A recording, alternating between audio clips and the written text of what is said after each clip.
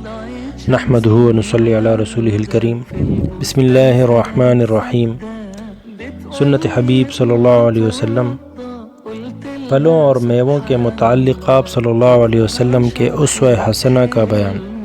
کھجور کھانا سنت ہے۔ مکہ اور مدینہ کی کھجور کھانا سنت ہے۔ حضرت علی رضی اللہ عنہ فرماتے ہیں کہ حضور اقدس صلی اللہ علیہ وسلم نے فرمایا، کھجور کی پیدائش مٹی سے ہوتی ہے جس سے حضرت آدم علیہ السلام پیدا ہوئے۔ سب سے زیادہ پسندیدہ کھجور آپ صلی اللہ علیہ وسلم کو عجوہ تھی۔ نبی کریم صلی اللہ علیہ وسلم نے فرمایا، جس گھر میں کھجور نہ ہو وہ گھر والے بھوکے ہیں۔ آپ صلی اللہ علیہ وسلم کا پسندیدہ ترین میوہ خربوزہ اور تازہ کھجور تھا۔ آپ صلی اللہ علیہ وسلم کے سامنے طبق میں کچے پکے کھجور لائے گئے۔ آپ صلی اللہ علیہ وسلم نے پکے کھا لیے اور کچے چھوڑ دیے۔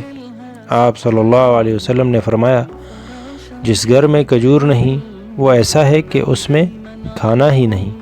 بچے والی عورت کو جس نے بچہ جنا ہو یا جس کا بچہ چھوٹا ہو کھجور کھلاؤ، اور کھجور نہ پا سکو تو چوارا ہی کھلاؤ۔ نومولود بچے کی پہلی غذا کھجور ہو۔ کھجور اور مکھن کھانا سنت ہے۔ دودھ اور کھجور کھانا سنت ہے۔ کھانا اور کھجور سنت ہے۔ خربوزہ اور کھجور کھانا سنت ہے۔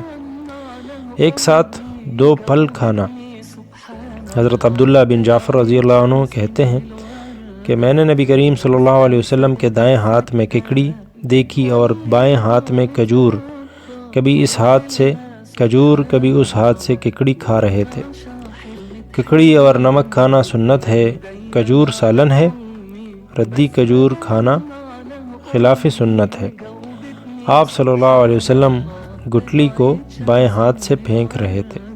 آپ صلی اللہ علیہ وسلم جب کوئی چیز کھاتے تو اپنے آگے نہ بڑھاتے، مگر جب لائی جاتی تو دست مبارک چاروں طرف گھماتے۔ ایک ساتھ دو کھجور کھانا خلاف سنت ہے۔ آپ صلی اللہ علیہ وسلم نے منع فرمایا۔ ابن عمر رضی اللہ عنہ فرماتے ہیں، ہاں مگر یہ کہ اپنے رفیق یعنی دسترخوان کی اجازت ہو۔ نبی کریم صلی اللہ علیہ وسلم کے پاس ایک مرتبہ کچھ کھجوریں لائی گئیں تو آپ صلی اللہ علیہ وسلم اس کی تفتیش کر رہے تھے، ان سے کیڑا نکال رہے تھے۔ گٹلی کیسے پھینکتے؟ آپ صلی اللہ علیہ وسلم کھجور کھا رہے تھے اور اس گٹلی کو دو انگلیوں کے بیچ شہادت کی اور اس کے ساتھ والی انگلی کے درمیان سے پھینک رہے تھے۔ آپ صلی اللہ علیہ وسلم گٹلی کو کھانے کے برتن میں نہیں رکھتے تھے۔ جس کی دعوت کی جائے اس کو دعا کی درخواست کی جا سکتی ہے، جیسا کہ حضرت بصر رضی اللہ عنہ نے کیا تھا۔ مہمان کو چاہیے کہ وسعت رزق اور مغفرت کی دعا دے۔ آپ صلی اللہ علیہ وسلم کے پاس بیٹھا ہوا تھا اور آپ کھجور کے درخت کا گوند کھا رہے تھے۔ کباس پیلو کا پھل کھانا سنت ہے۔ زیتون کھانا سنت ہے۔ نبی کریم صلی اللہ علیہ وسلم نے فرمایا، زیتون کھاؤ اور اس کا تیل لگاؤ، یہ باعث برکت ہے۔ نبی کریم صلی اللہ علیہ وسلم نے فرمایا، زیتون کھاؤ اور اس کا تیل لگاؤ۔ جو زیتون کا تیل لگائے گا شیطان اس کے پاس 40 رات تک نہیں آئے گا۔ انجیر کھانا سنت ہے۔ آپ صلی اللہ علیہ وسلم کو انجیر ایک طبق میں پیش کیے گئے تو آپ صلی اللہ علیہ وسلم نے فرمایا اصحاب سے کہ کھاؤ۔ اگر میں کہتا کہ جنت سے کوئی میوہ اتارا گیا ہے تو انجیر کے متعلق کہتا، یہ بواسیر میں نافع ہے۔ انگور کھانا سنت ہے۔ آپ صلی اللہ علیہ وسلم کو پھلوں میں انگور اور خربوزہ مرغوب تھا۔ کشمش اور دعا۔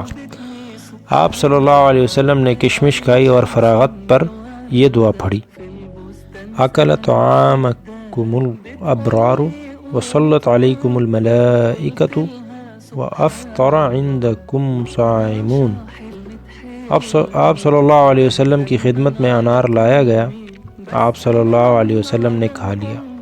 آپ صلی اللہ علیہ وسلم کو سونٹ کا ہدیہ شاہ ہند کی طرف سے ملا۔ شہتوت کھانا سنت ہے۔ صبر جل بہی کھانا سنت ہے۔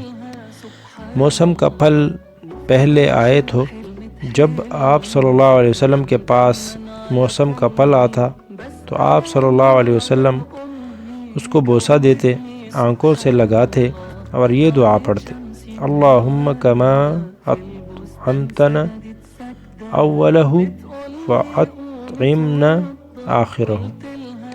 پھر حاضرین میں کوئی چھوٹا بچہ ہوتا تو اس کو دے دیتے۔ علامہ مناوی رحمۃ اللہ علیہ نے ذکر کیا ہے کہ موسم کا پھل دیکھنے پر دعا کرنا سنت ہے کہ وقت مستجاب ہے۔ نمبر 1 دعا، نمبر 2 چھوٹے بچے کو دے دینا۔